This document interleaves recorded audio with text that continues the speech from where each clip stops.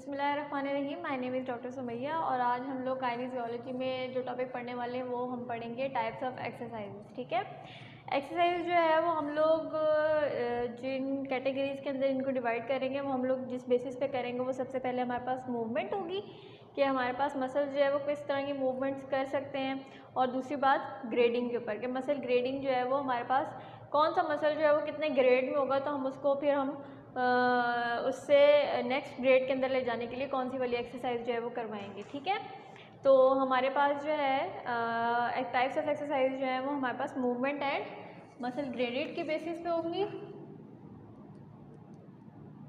Movement and muscle grading.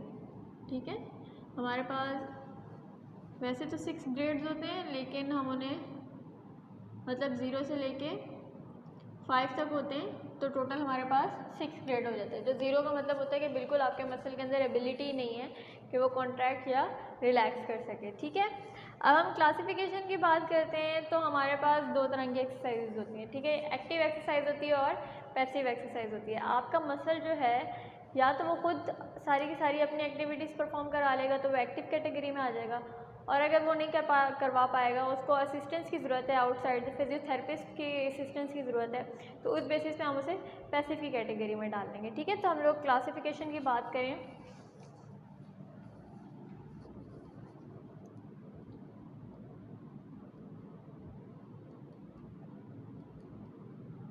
तो classification की basis के ऊपर हमारे पास 2 कैटेगरीज बनती हैं, जिसमें हमारे पास एक्टिव एक्सरसाइज होती है और पैसिव एक्सरसाइज होती है। ठीक है, अब हमारे पास एक्टिव एक्सरसाइज जो होती है इसकी फर्दर टाइप्स भी होती हैं। ठीक है, जबकि पैसिव एक्सरसाइज होती है उसकी फर्दर कोई हमारे पास टाइप्स नहीं होती। तो जो हमारे पास एक्टिव एक्सरसाइज है उसके अंदर हमारे पास 1, 2, 3 एंड 4 टाइप्स जो हैं उनके अंदर हम एक्टिव एक्सरसाइज को जो है वो डिवाइड करते हैं। ठीक है, उसके अंदर सबसे पहले हमारे पास आ जाती है, अच्छा आप लोगों ने ये बात याद रखनी है कि हम लोग एक्सरसाइज को उनकी टाइप्स के अंदर क्यों डिवाइड करते हैं, on the basis of muscle strength, कि मसल की स्ट्रेंथ कितनी है, वो कौन से ग्रेड में है। अब अगर हमारे पास कोई मसल है वो ग्रेड 2 में है तो इसका मतलब है वो ग्रेविटी असिस्टेड रेंज के अंदर जो है वो अपनी मूवमेंट जो है वो परफॉर्म कर पा रहे हैं ना। तो इसका मतलब है कि अगर हमने उसे इम्प्रूव करवाना है तो हम उसे ग्रेड 3, ग्रेड 4 एंड ग्रेड 5 में लेके जाएंगे, ताकि वो ग्रेविटी असिस्टेड के साथ साथ ग्रेविटी के अगेंस्ट भी जो है वो अपनी मूवमेंट को परफॉर्म करवा सके। ठीक है, तो एक्टिव एक्सरसाइज में सबसे पहले जो हमारे पास कैटेगरी आ जाती है वो हमारे पास असिस्टेड एक्सरसाइजेज आ जाती हैं। फिर उसके बाद हमारे पास फ्री एक्सरसाइजेज आ जाती हैं। फिर हमारे पास असिस्टेड रेजिस्टेड आ जाती हैं।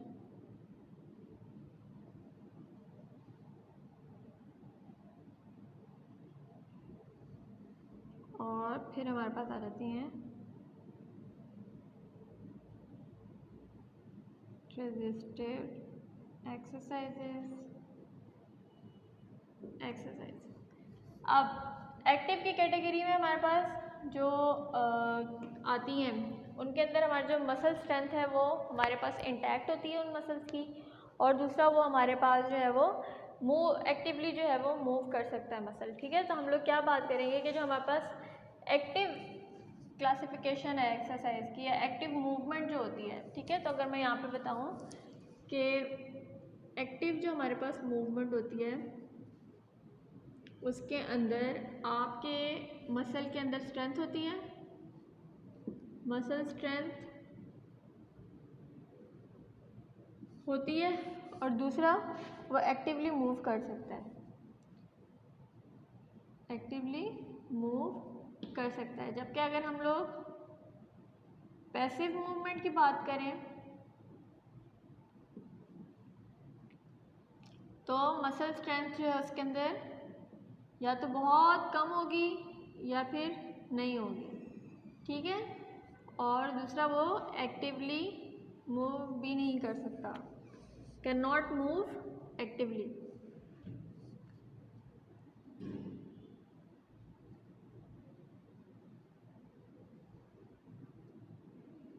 ठीक हो गया, सही है। अब हमारे पास ये बातें आ जाती हैं कि assisted exercises, free exercises, assisted. अब हम लोग यहाँ पे बात कर लेते हैं कि ये किस तरह परफॉर्म होती हैं, ठीक है। हम एक एग्जांपल ले लेते हैं एसएलआर की, ठीक है। एसएलआर जो है वो हमारे पास क्या होता है, स्ट्रेट लेग रेज, ठीक है। कि आप जो है जब अपनी टांग को जो है वो बिल्कुल सीधा उठाते हैं तो that is SLR, straight leg raise, ठीक है। तो असिस्टेड एक्सरसाइज की हम बात करते हैं, तो जो असिस्टेड एक्सरसाइज हैं वो हम उन मसल्स को कराते हैं जो कि अभी ग्रेड 2 या 3 के अंदर होते हैं, ठीक है। तो हम यहाँ पे लिख देते हैं कि ये हमारे पास ग्रेड 2 या 3 के अंदर होंगे, ठीक है। 3 मैक्सिमम नहीं होता, ज़्यादातर 2 ही में होते हैं हमारे पास। तो ग्रेडिंग के बारे में अगर मैं आपको थोड़ा सा बताऊं तो 0 ग्रेड वो होता है जब मसल के अंदर कोई भी आपके पास स्लाइट मूवमेंट भी जो है वो शो नहीं हो रही होती। 1 का मतलब होता है, ग्रेड 1 का मतलब होता है उसके अंदर स्लाइट ट्विचिंग जो है वो प्रेजेंट है। 2 का मतलब है कि वो ग्रेविटी के अलोंग कर सकती है, ग्रेविटी के अगेंस्ट नहीं कर सकती, ठीक है।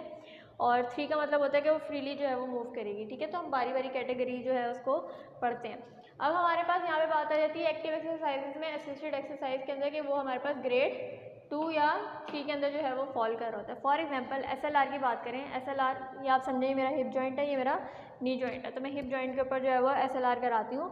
फॉर एग्जांपल 90 डिग्री जो है वो एसएलआर हो सकती है उस जॉइंट के ऊपर, ठीक है। फॉर एग्जांपल बता रही हूँ। तो आपने जो है वो चाह रहे हैं आपके जो पेशेंट है वो 60 डिग्री तक जो है वो एसएलआर जो है वो अचीव करे, ठीक है। लेकिन आप पेशेंट को कहते हैं आप अपनी टांग उठाएं, तो अपनी टांग उठाता है तो वो 10 डिग्री तक सिर्फ टांग उठाता है, उसके बाद वो नहीं उठा पाता। तो आप उसके क्या करते हैं, जो आप उसका हील होती है उसके नीचे हाथ रख के उसकी हल्की हल्की मदद करते हैं कि अब आप जो है वो उसे असिस्ट कर रहे हैं। तो ये वाली जो एक्सरसाइज होती है ना, ये हमारे पास किस कैटेगरी में आती है, असिस्टेड एक्सरसाइजेज की कैटेगरी में, ठीक है। कि पेशेंट की जो मूवमेंट है वो कितनी है, 10 डिग्रीज, आपकी डिज़ायर्ड मूवमेंट कितनी है कि आप उससे चाह रहे हैं कि वो 60 डिग्री तक इम्प्रूव करें।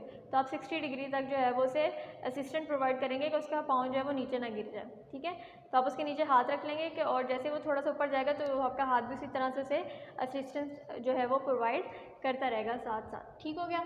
अब हम बात करते हैं फ्री एक्सरसाइज की। तो फ्री एक्सरसाइज का जो ग्रेड होता है ना वो हमारे पास ग्रेड 3 होता है, ठीक है। फ्री एक्सरसाइज होते हैं, आप पेशेंट को कहते हैं जी एसएलआर करें, पेशेंट विदाउट एनी हर्डल, आप 60 डिग्री तक एसएलआर करवाना चाह रहे हैं वो 60 डिग्री तक करेगा, आप 90 डिग्री तक कराना चाह रहे हैं वो 90 डिग्री तक करेगा विदाउट एनी एक्सटर्नल असिस्टेंस। तो ऐसी एक्सरसाइजेज जो हैं उनको हम कहते हैं वो हमारे पास फ्री एक्सरसाइज की कैटेगरी में आते हैं, जिसके अंदर हमारे पास ग्रेड 3 होता है। ये हमारे पास ग्रेविटी असिस्टेड होती हैं, जबकि ये हमारे पास अगेंस्ट ग्रेविटी होता है,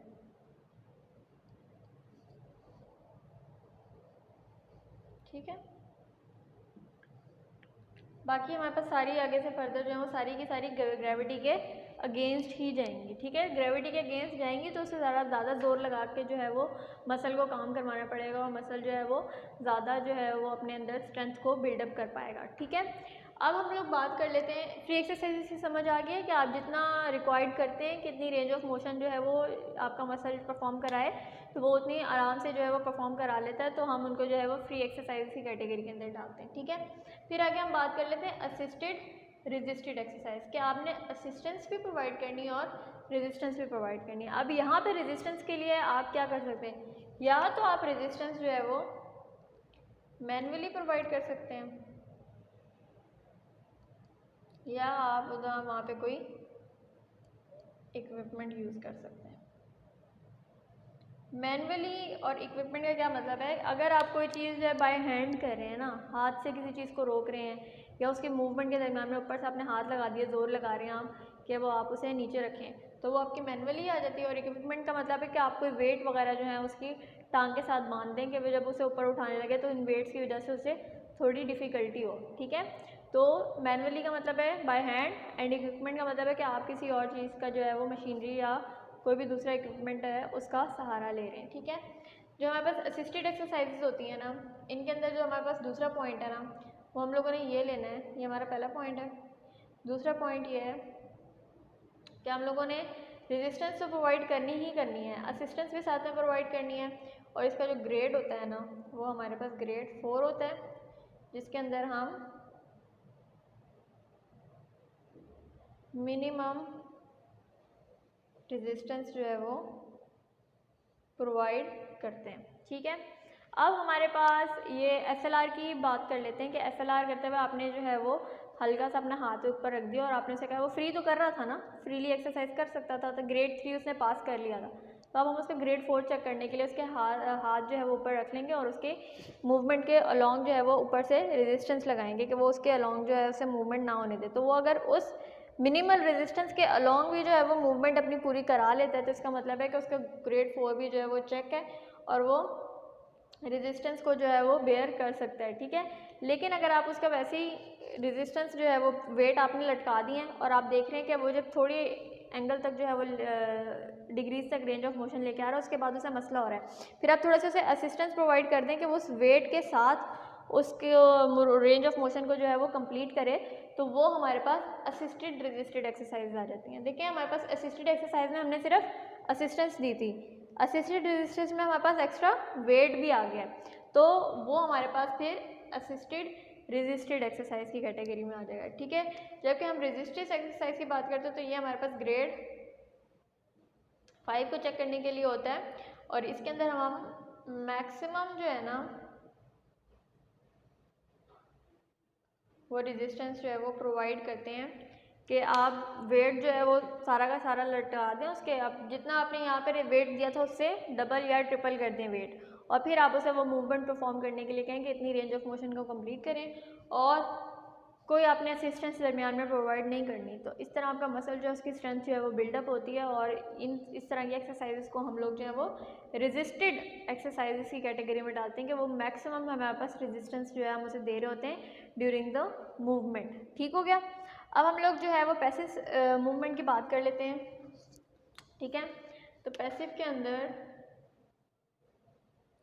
मैंने आप लोगों को बताया कि ये हमारे पास वो होती है जिसके अंदर मसल स्ट्रेंथ या तो बहुत कम होगी या फिर होगी ही नहीं, मसल के अंदर एबिलिटी ही नहीं है कि वो कॉन्ट्रैक्ट करके मूवमेंट को परफॉर्म करा सके। ठीक है, और इसके लिए फिर हम लोग पैसिव एक्सरसाइजेस कब कराते हैं, जब आपके पास नो या मिनिमम मसल स्ट्रेंथ होती है,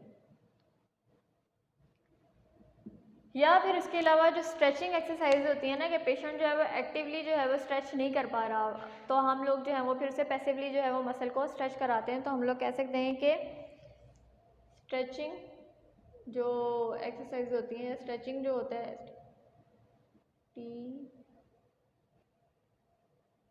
तो स्ट्रेचिंग में भी जहाँ पे आपके पास एक्टिव मूवमेंट जो है वो नहीं हो पा रही होती, तो उसके अंदर हम लोग जो है वो पैसिव एक्सरसाइज जो है उन्हें करवाते होते हैं। ठीक है, इसके अंदर जो है वो हमारे पास जो हमें कैसे पता चलता है कि ये वाली एक्सरसाइज जो है वो पैसिव एक्सरसाइज है, क्योंकि इसके अंदर जो सारी फोर्स है ना वो अप्लाइड बाय द फिजियोथेरेपिस्ट होती है। ठीक है, all the force is applied by physio. ठीक है, जो भी आपका डॉक्टर है, फिजियो है, जो आपको वो एक्सरसाइज परफॉर्म करवा रहा है, तो वो सारी की सारी फोर्स वही लगाएगा, पेशेंट खुद से या मसल खुद से कोई भी एफर्ट नहीं करेगा। ठीक है, इसके अंदर हम लोग जो है वो कौन कौन सी चीज़ों को बेहतरी की तरफ लेके जाते हैं, तो उसमें हमारे पास एक जॉइंट मोबिलिटी आती है क्योंकि हम रेंज ऑफ मोशन के ऊपर काम करते हैं। ठीक है, रेंज ऑफ मोशन के ऊपर काम करते हैं जिससे हमारे पास जॉइंट मोबिलिटी जो है वो इम्प्रूव होती है।